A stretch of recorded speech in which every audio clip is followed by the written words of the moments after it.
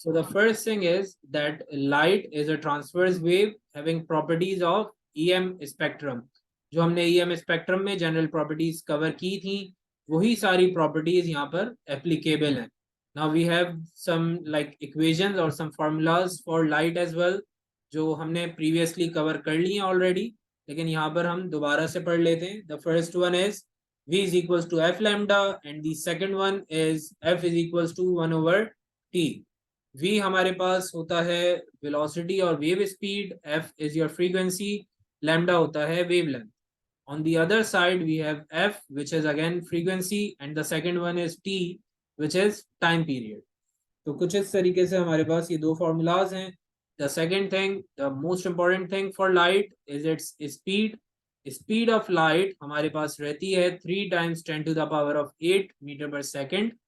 Speed of light in air is almost the same with a slight difference, लेकिन हम उस difference को consider नहीं करते.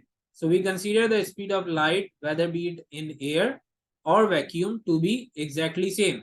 तो हमारे पास 3 times 10 to the power of 8 metre per second में ही स्पीड ऑफ लाइट होवर करती है whether be it vacuum or air.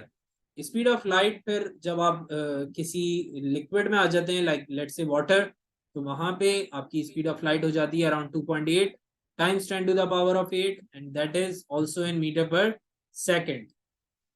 Then we have a very important concept that is related to density and speed of light. तो speed of light would always be inversely proportional towards density. तो आप अगर density बढ़ाते हैं as soon as you increase the density तो आपकी speed of light reduce हो जाएगी. Like if I am in vacuum there is no density at all, there is no particle at all, तो आपकी speed of light maximum होती है. As you move towards air तो आपकी density बढ़ गई थोड़ी सी तो आपकी स्पीड कम हो जाती है. And then when you move from air to water आपने डेंसिटी और राइज कर दी है so the speed would reduce further. So that is the relation of speed of light and density.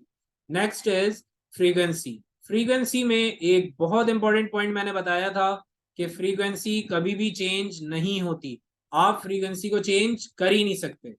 तो फ्रीक्वेंसी कब चेंज होगी? सिर्फ उस वक्त चेंज होगी जब आप सोर्स को चेंज कर देते हैं. Otherwise frequency is not going to change at all. तो फ्रीक्वेंसी ने चेंज नहीं होना है. Next is that we can change speed and wavelength but not the frequency. तो फ्रीक्वेंसी वाला पॉइंट रिपीट हो गया है.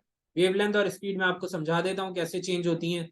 As soon as you increase your density you are basically decreasing the wavelength. आपने डेंसिटी को बढ़ाया, आपने वेवलेंथ कम कर दी. जैसे ही वेवलेंथ कम होगी, प्लंज होगी, तो स्पीड और वेवलेंथ साथ साथ चलते हैं. स्पीड और वेवलेंथ भाई भाई, स्पीड और वेवलेंथ भाई भाई. जैसे ही आपने वेवलेंथ को कम किया आपकी स्पीड भी रिड्यूस हो जाएगी and you would see that with a rise in density not only your wavelength but also your speed is reducing.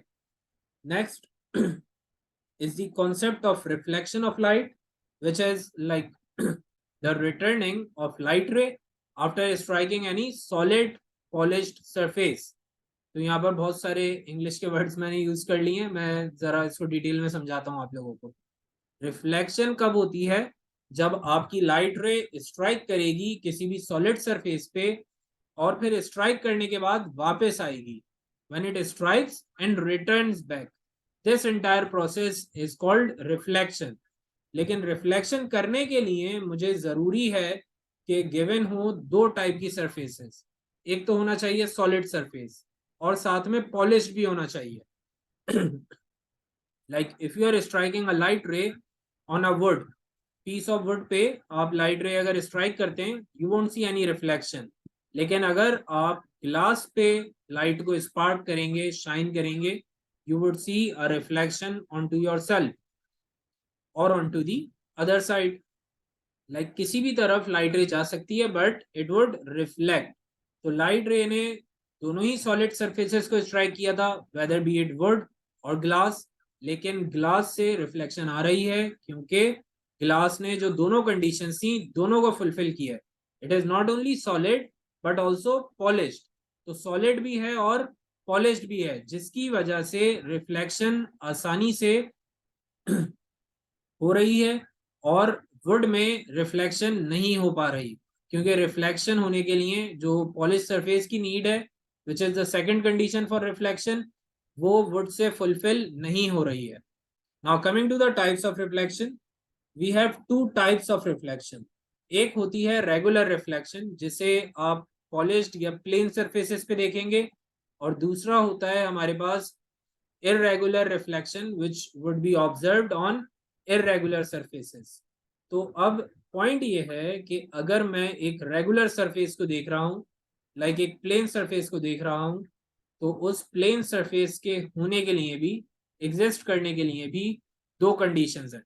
Condition number one is that it should be very solid and it should be very polished as well.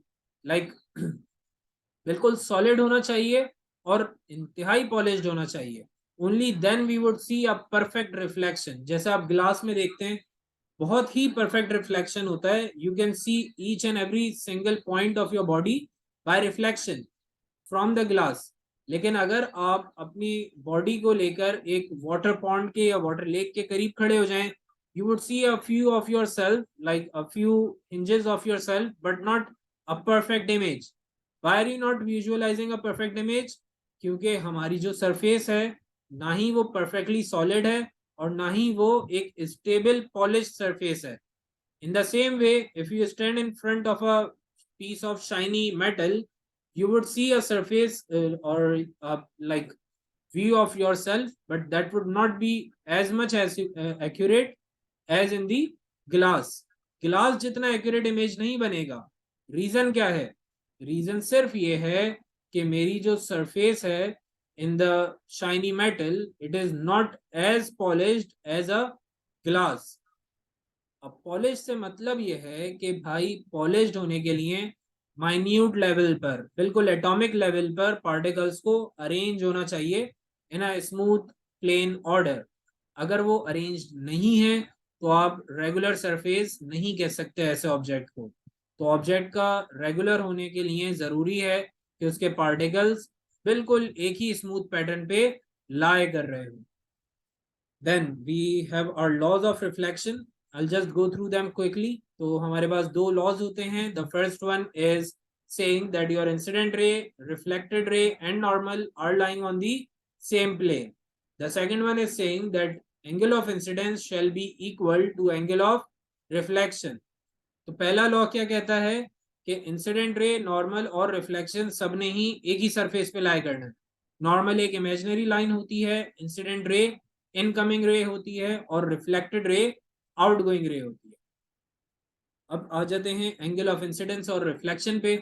तो normal और incident ray के बीच में जो angle form होता है उसे हम कहते हैं एंगल ऑफ इंसिडेंस, और नॉर्मल और रिफ्लेक्टेड रे के बीच में जो एंगल फॉर्म होता है उसे हम कहते हैं एंगल ऑफ रिफ्लेक्शन. अब आ जाते हैं रिफ्लेक्शन इन प्लेन मिरर पे. तो एक प्लेन मिरर क्या होता है, सबसे पहले ये समझ लें. प्लेन मिरर एक ऐसा ग्लास होता है, एक ऐसा पीस ऑफ ग्लास होता है जिसकी बैक साइड को आप पेंट कर देते हैं. Once you have painted the back side, it becomes a plane mirror. अब प्लेन मिरर में आपने जैसे ही लाइट रे को स्ट्राइक किया है, तो लाइट रे पास थ्रू नहीं होगी बल्कि रिफ्लेक्ट बैक हो जाएगी. And that is what a regular reflection is. तो अब जो प्लेन मिरर है, इसकी कुछ प्रॉपर्टीज, इसकी कुछ कंडीशंस होती हैं. तो जरा उन कंडीशंस और प्रॉपर्टीज को समझते हैं. द फर्स्ट थिंग इज कि आप जो भी इमेज बनाएंगे उस इमेज का साइज बिल्कुल सेम होगा as the object. Then the object distance and the image distance are going to be equal as well. And finally, we have an image which is laterally inverted and upright. Laterally inverted का मतलब होता है that if you are visualizing it like this, तो आपका जो opposite side पर hand बनेगा, it would be something like this. It would be laterally inverted. Like your thumb is over here. आप जब image देखेंगे mirror में, your thumb would be on the other side. So that is what laterally inverted means. Then upright का मतलब होता है that if your hand is pointing upwards, तो आपका जब लेटरली इन्वर्जन होगा तब भी आप देखेंगे कि आपका हैंड अपवर्ड की तरफ ही पॉइंटेड है. So it can be literally inverted, but it can never be like opposite, or it can never be downward. आपकी जो इमेज बनेगी it would be inverted from left to right, but not from top to bottom. So that is the condition for the plane mirrors image. अब आ जाते हैं इसकी कुछ examples पे. तो हमारे पास सबसे पहले है पेरिस्कोप, जो कि एक फुप्पो का इंस्ट्रूमेंट है जहां से फुप्पो छुपकर सब कुछ देख सकती हैं. तो अगर आप इसकी प्रैक्टिकल इम्प्लीकेशन की बात करें तो डेली लाइफ में आपको इसकी कोई एप्लीकेशन अब नजर नहीं आएगी. Previously it was used in our submarines, जहां पे आप from below the water level अपने पेरिस्कोप को निकाल कर बाहर के ऑब्जेक्ट्स या बाहर की चीजों को विजुअलाइज कर सकते थे, लेकिन अब इसको इतना यूज नहीं किया जाता है. इसके कॉर्नर्स पे लगे होते हैं plane mirrors right over here. So this is what a periscope is. Periscope में light ray would come from the object towards the mirror, then it would be diverted towards the other mirror, और फिर यहाँ से आ जाएगी आपकी आई side में. तो ये हमारी डायरेक्शन होती है for the light ray in a periscope. Then moving forward, we have our blind corner. Blind corner is usually used in hilly areas or in the parking lots, like जहां पे आप parking करने जाते हैं over a top floor. तो जब round में आप घुमा रहे होते हैं अपनी कार या व्हीकल को, you would see a blind corner like a glass. एक सर्कुलर ग्लास होता है which could show you the image on the other side. Like ये गिलास बेसिकली आपको 90 डिग्री ऑपोजिट साइड पर जो भी ऑब्जेक्ट है या जो भी चीज है उसकी इमेज दिखा देगा. That is a blind corner. Then we use it to test our eyes as well. इसको काफी डिटेल में हमने प्रीवियस क्लास में पढ़ लिया था. We won't be going into the details of it. बस आप ये समझ लें कि लाइक अगर हम आई टेस्ट करना चाहते हैं, we only use mirrors to increase the range.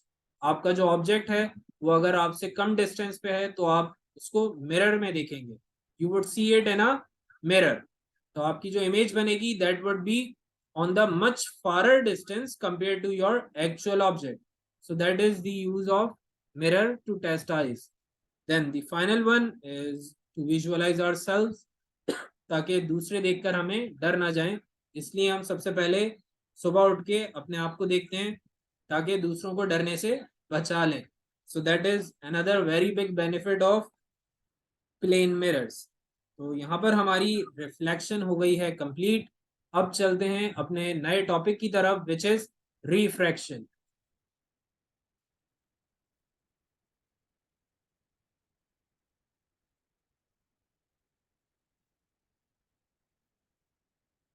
हाँ भाई, तो आप में से कोई मेरा काबिल स्टूडेंट बता सकता है रिफ्रैक्शन क्या होती है?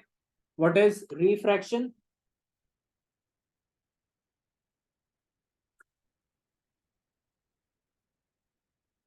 Yes, anyone?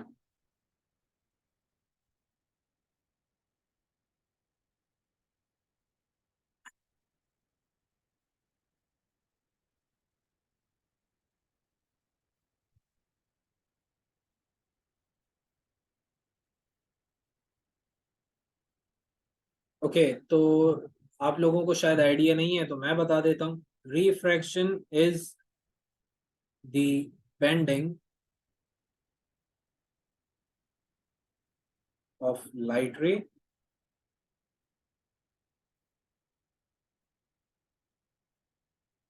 after entering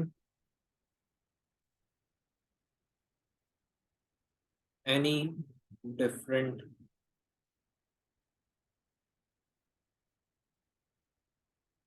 medium. तो जब भी कभी आप ऐसे मीडियम में जाते हैं जहां पर आपने डेंसिटी को चेंज कर लिया है, तो जैसे ही आप अपनी डेंसिटी को चेंज करते हैं you would observe a sort of change in your path. Like आपका जो डायरेक्शन है लाइट का that would change as well. तो रिफ्रैक्शन में आप करते क्या हो, आप मीडियम को चेंज करते हो. As soon as you change the medium you would change the course of your light ray as well. तो पॉइंट ये है कि अगर मैं एक मीडियम में एंटर कर रहा हूं from another medium, so what will happen now? There are two different cases. I'll do both of these cases for you guys.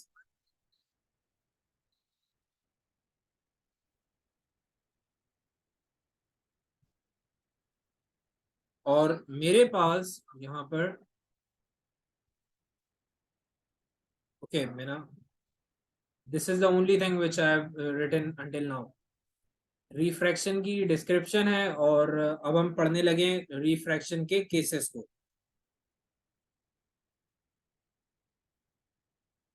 So let's say if I have a light ray over here, it is going like this.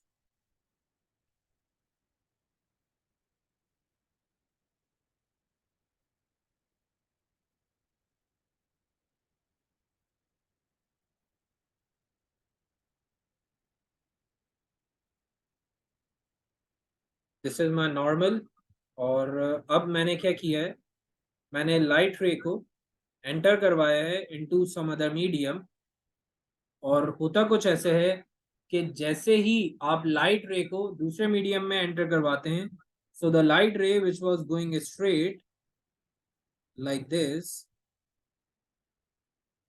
Will instead bend away और bend closure. Like या तो ये normal से दूर चला जाएगा या फिर नॉर्मल के करीब आ जाएगा. तो ये हमें समझना है कि इस केस को कैसे जज किया जाए. When will the light ray come closer to the normal और bend away from the normal. तो इनिशियली तो ये पॉइंट है कि लाइट रे ने जाना था स्ट्रेट, लेकिन अब क्योंकि हमने मीडियम कर दिया है चेंज, तो लाइट रे या तो बेंड अवे कर जाएगी. like if you see the distance between normal and light ray has increased, or otherwise it will bend closer. या तो फिर इसने आ जाना है नॉर्मल के करीब. तो हमें ये समझना है कि नॉर्मल से दूर और करीब किन केसेस में जाती है. So let's start with the densities first of all. The first thing here is air and the second one is water. तो हमारे पास आ गया है एयर एंड वाटर. तो अब वाटर में हमारी जो डेंसिटी होती है वो ऑफ कोर्स ज्यादा हो जाती है. तो वाटर के पार्टिकल्स क्योंकि करीब हैं तो यहाँ पर हमारी डेंसिटी होगी ज्यादा. So we can term water as a high density object while air as a low density object. तो एयर में डेंसिटी हो गई है कम और वाटर में डेंसिटी हो गई है ज्यादा. In comparison to this we have water over here on the opposite side and air over here. और साथ ही साथ मेरा जो डेंसिटी लेवल है वो भी अब स्विच कर गया है. Air is because present downwards, तो नीचे की तरफ मेरी डेंसिटी होगी कम, और वाटर क्योंकि अपवर्ड पोजीशन पे है तो वहां पे मेरी डेंसिटी क्या हो जाएगी, ज्यादा हो जाएगी.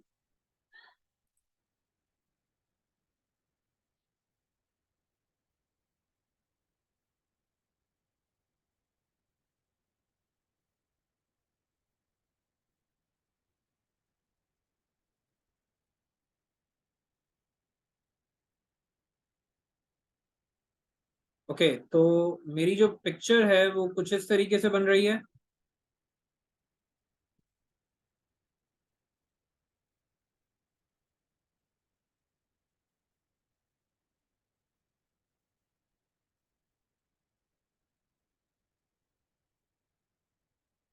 I have my normal over here. और इस नॉर्मल के साथ अब मैंने बनानी है अपनी refracted ray. The initial ray is always termed as your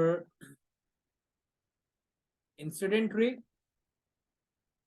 आप रिफ्लेक्शन करते हो या आप रिफ्रैक्शन करते हो, आपकी इनिशियल रे का नाम होता है इंसिडेंट रे. That's it. इसका नाम कभी भी चेंज नहीं होगा. तो यहाँ पर हमारे पास इंसिडेंट रे आ चुकी है. Now what I am going to do is I am going to make up my refracted ray. तो अब रिफ्रैक्टेड रे बनानी है मुझे. what I will do is I first of all need to understand one basic point. जब आपकी density हो जाएगी ज्यादा, when the density increases, your distance between the refracted ray and the normal is going to reduce. तो मैं यहां पर लिख भी देता हूं,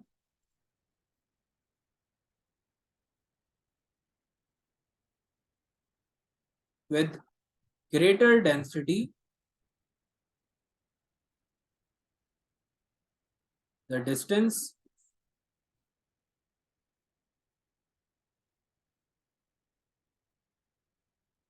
between the refracted ray and normal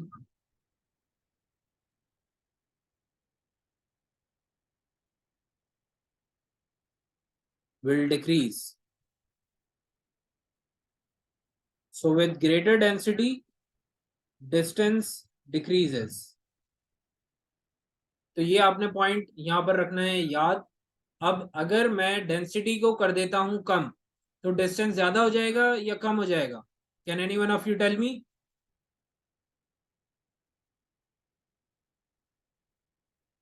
I have reduce the density in a case, तो मेरी जो डिस्टेंस है for the refracted ray and the like normal is going to increase. Very good.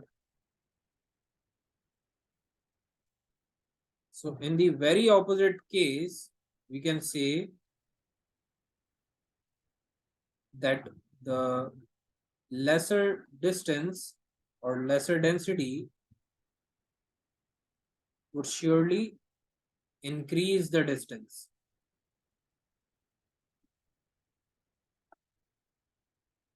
So this is our case for the refraction, bending away or bending closer to the normal.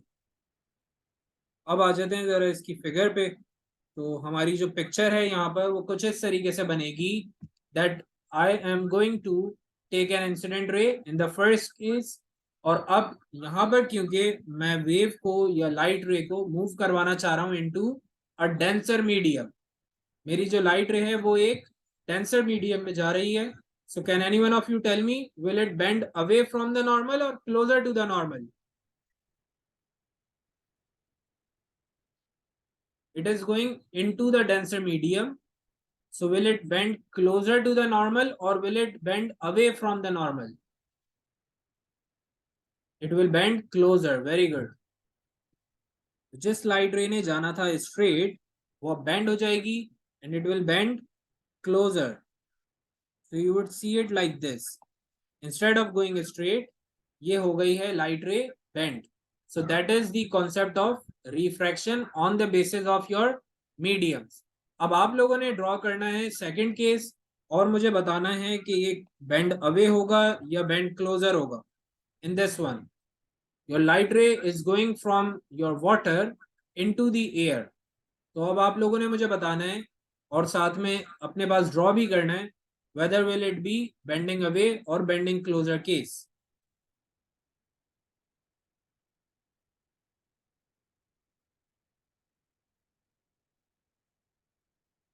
Very good, Amna. So this is going to be the case of bending away. So the light ray which should have gone straight will now go away from the normal like this. तो आपकी light रे कुछ इस position पे आपको नजर आएगी. And these light rays are termed as refracted rays.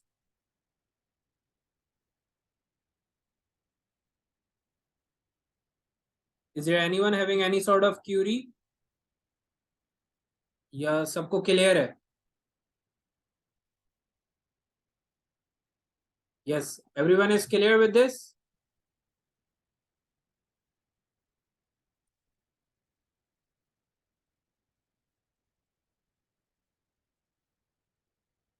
Okay. तो अब चलते हैं हम आगे. And now moving on to the next concept of refractive index. Now this is something very important for the numericals. ये numericals में और MCQs में आ जाता है. This is the concept of refractive index. और यहाँ पर हमें ये समझना है कि रिफ्रैक्टिव इंडेक्स होता क्या है और रिफ्रैक्टिव इंडेक्स का फॉर्मूला क्या है. So starting up with the concept of refractive index, so we would say that it is the ratio of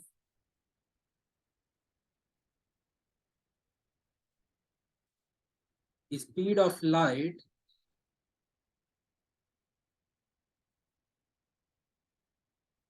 in medium to the speed of light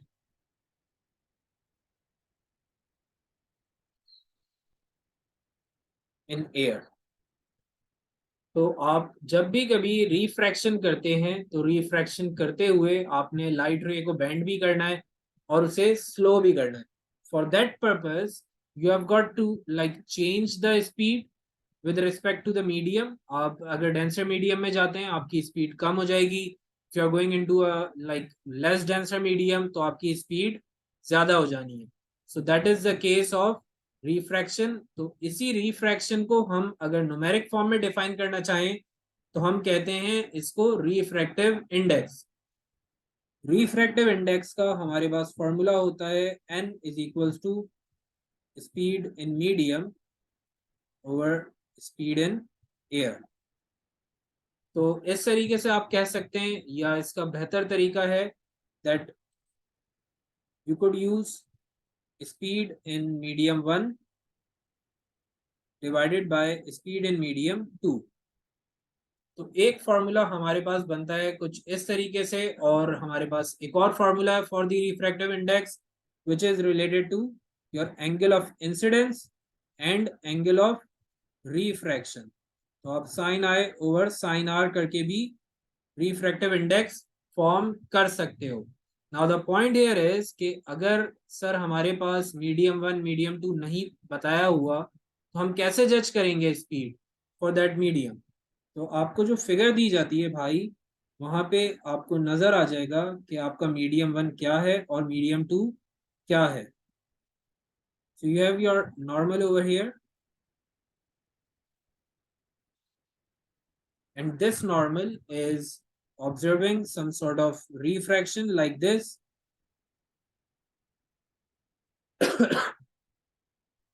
Now this was your air and this is your glass.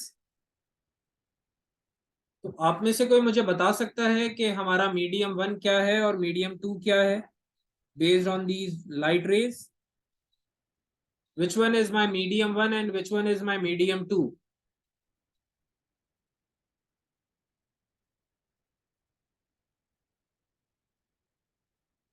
Yes, anyone?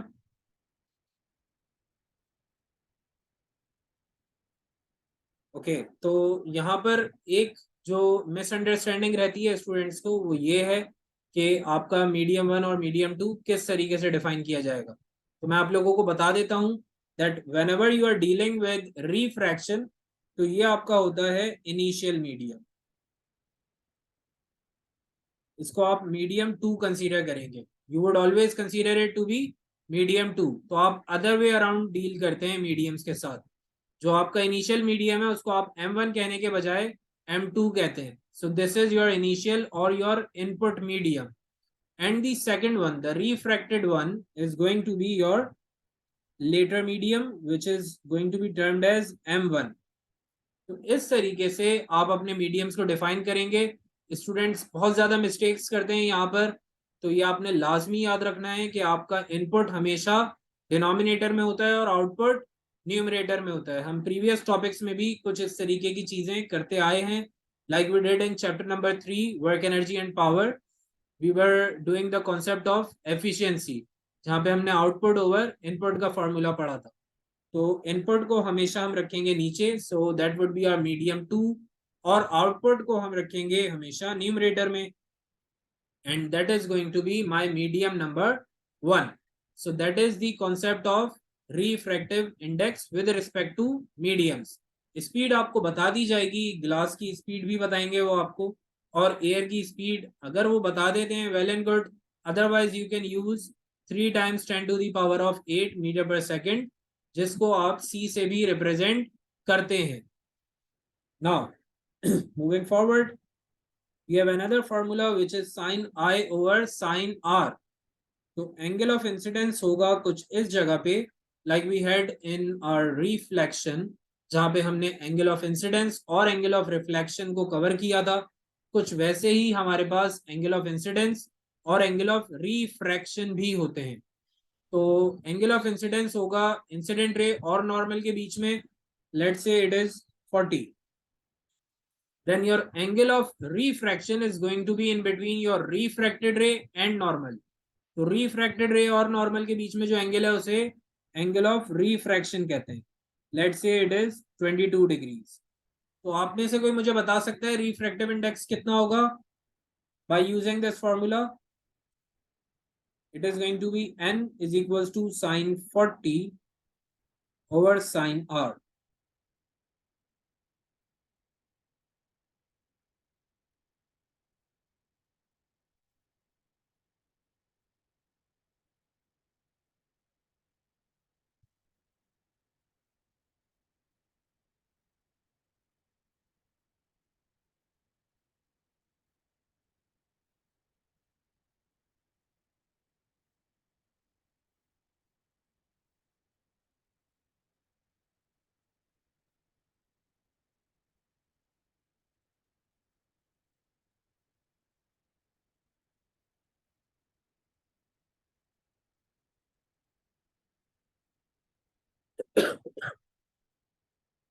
Yes, anyone who could tell me the formula or the answer for this particular solution?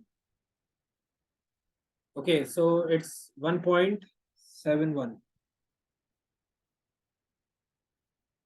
Yes, are you all getting the same answer या किसी का answer different है?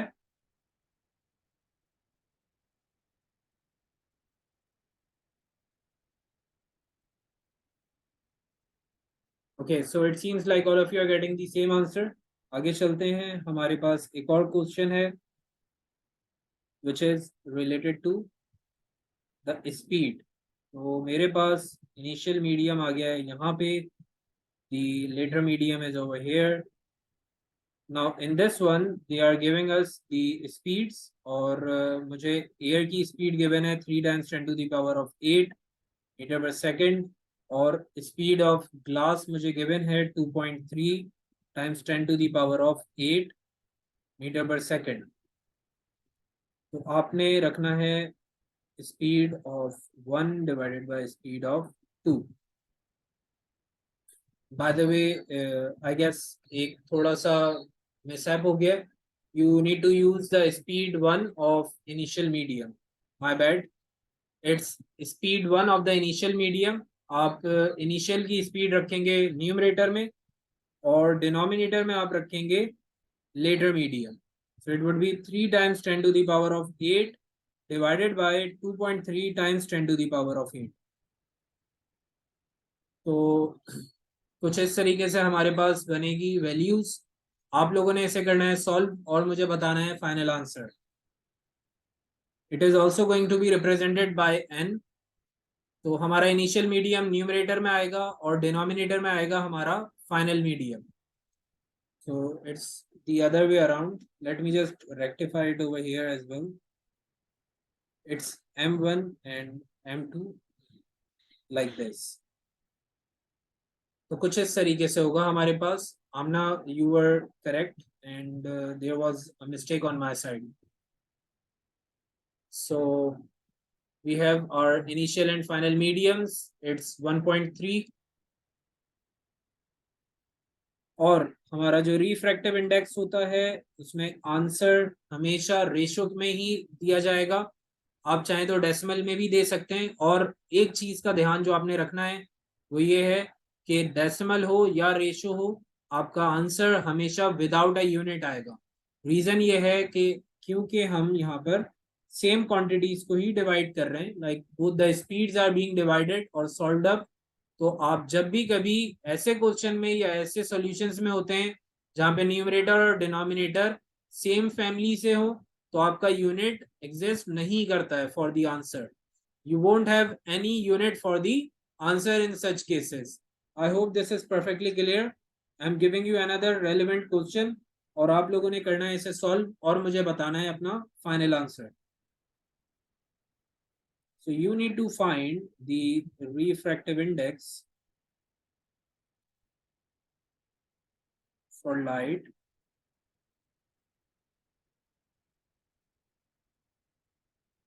going from water into air. Now your speed of light in water has been given as 2.7 times 10 to the power of 8 metre per second. इस type के questions में आपने सबसे ज्यादा ध्यान रखना है for the incident ray and the refracted ray. So as you can see over here the light ray is going from water into air. तो अब आप लोगों ने जज करना है whether we are having the incident ray in water और in air, और उसी लिहाज से फिर आप करेंगे इसे सॉल्व और मुझे बताएंगे अपने final answers. All of you need to do this and then let me know your answers.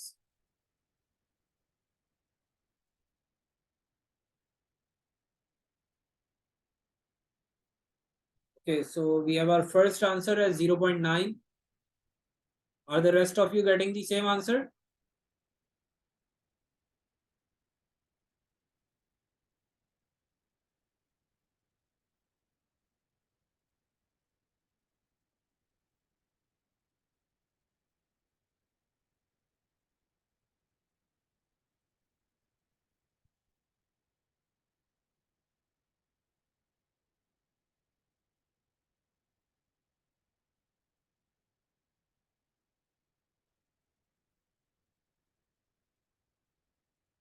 Okay, so the refractive index is turning out to be 0.9 for all of you. अब चलते हैं हम आगे on to the next question, which is related to the angle of incidence and angle of refraction. लेकिन यहाँ पर एक game हो गया हमारे साथ. एग्जामिनर ने हमें दे दिया है एक नॉर्मल, साथ में बना दिया है एक इंसिडेंट रे और एक refracted ray. The examiner is telling us that the angle over here is 73 degrees and the angle over here is 48 degrees. We need to find the refractive index.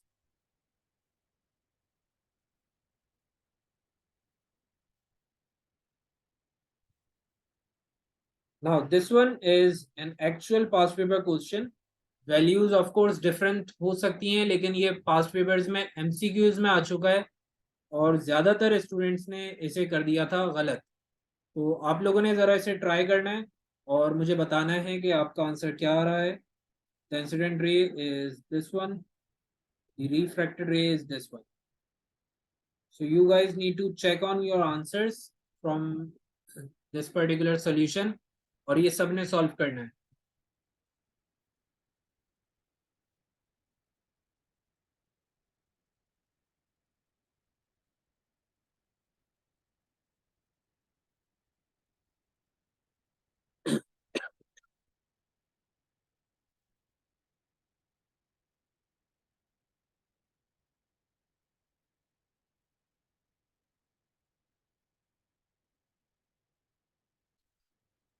Okay, so is there anyone who has solved it?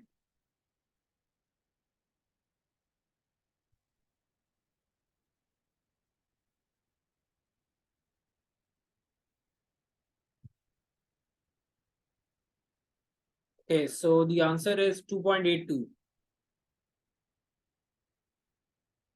And what are the rest of you getting the answers as?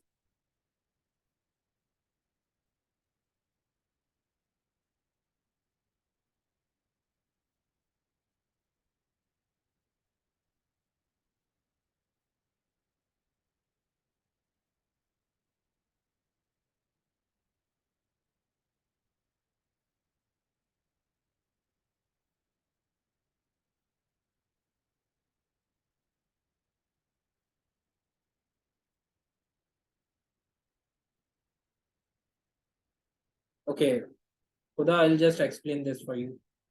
तो सबसे पहले आपने ये समझना है कि refractive index का formula क्या होता है। It is the angle of incidence divided by the angle of refraction.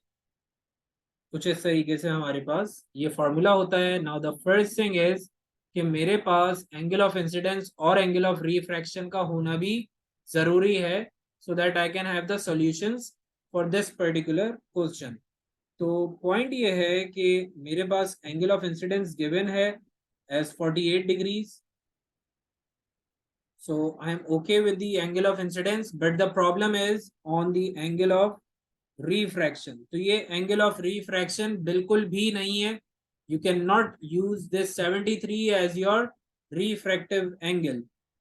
तो इसको हम refractive angle अगर यूज करेंगे तो ये हो जाएगा गलत, because this is not a perfect refractive angle। refraction का एंगल क्या होगा? refraction का एंगल हमारे पास यहां से बनेगा, right from here। if you see this one is a 90 degree angle। आप लोगों को बताया गया था कि नॉर्मल हमेशा 90 डिग्री पे होता है। so if you have the left side as 73, you would surely have your right side, this side, as 17 degrees। तो ये हो जाएगा मेरे पास 17। so the refraction angle is turning out to be 17 degree. ज्यादातर स्टूडेंट्स ने गलती की थी कि 73 को पिक कर लिया था और वहीं से अपना रिफ्रैक्टिव इंडेक्स फाइंड किया था। so this is going to be sin 17 divided by sin 48। Huda, are you now perfectly clear with this? In fact, it's going to be sin 17 divided by sin what? It's 48 divided by 17। आज मेरी जरा जो numbers की placement है वो छुट्टी पर गई हुई है और नंबर्स गलत जगह पे पुट कर रहा हूँ मैं। So it's angle of incidence 48 and it's angle of refraction is 17 degrees. हमने रखा है sin 48 डिवाइडेड बाय sin 17। इसको हम करेंगे सॉल्व और लिख देंगे अपना रिफ्रैक्टिव इंडेक्स। तो आप में से कोई मुझे बता सकता है रिफ्रैक्टिव इंडेक्स क्या आ रहा है with sin 48 divided by sin 17?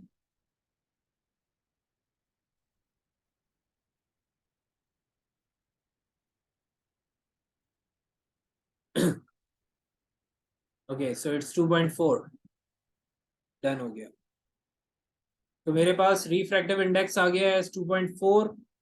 और आज के लिए फिर हम रख लेते हैं इतना ही, और नेक्स्ट क्लास में इंशाल्लाह कंटिन्यू करेंगे। और आज क्लास जल्दी ख़त्म करने की वजह बस यही है कि कुछ स्टूडेंट्स एब्सेंट है।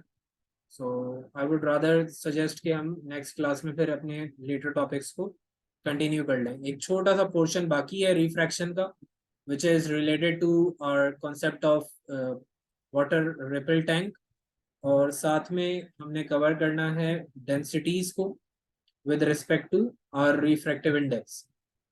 तो एक बहुत माइन्यूट सा टॉपिक है, वो नेक्स्ट क्लास में इंशाल्लाह कवर करेंगे। लेकिन मुझे आपसे एक सजेशन चाहिए regarding the timing of hour extra class on Friday.